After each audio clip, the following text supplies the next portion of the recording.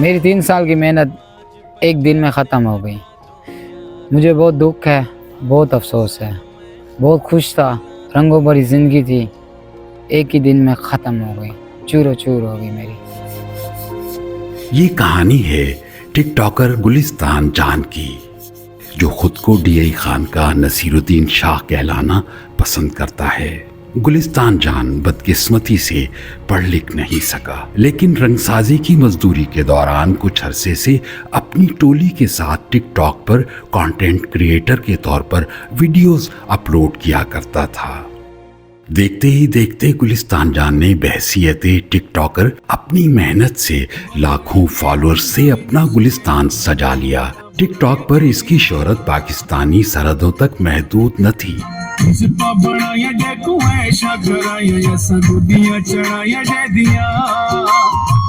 کافی دوست ہیں, انڈیا سے بھی ہیں, دبئی سے بھی ہیں, یو کے سے بھی ہیں. ایک دن اچانک آندھی چلی, نہ طوفان, زلزلہ, نہ سیلاب, لیکن 7 لاکھ فالوورز کا گلستان اجڑ گیا. مسئلہ یہ بنا, نیٹ ایشو تھا. میں نے بار بار پاسورڈ دیے, پاسورڈ کی وجہ سے نا میری وہ پہلے والی آئی ڈی چلی گئی. بہت ایشو تھا نیٹ کا. ڈچ کا تو بہت لگا ہے, کیونکہ محنت کرتا تھا, رات کو بیٹھتا تھا لائف پہ, کچھ پیسے کما لیتا تھا.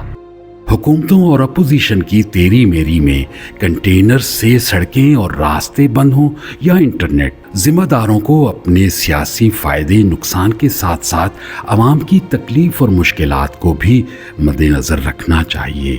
انٹرنیٹ آکسیجن تو نہیں ہے, لیکن موجودہ دور میں انٹرنیٹ بند ہو تو صارفین کو سانسیں اکھڑتی محسوس ہوتی ہیں, چاہے وہ گلستان ہو اور چاہے پھر پاکستان ہو. باقی سب خیریت ہے. کیمرامین عدنان رضا اور انوش جان کے ساتھ سعید اللہ مروت, جیو نیوز, ڈیرہ اسماعیل خان.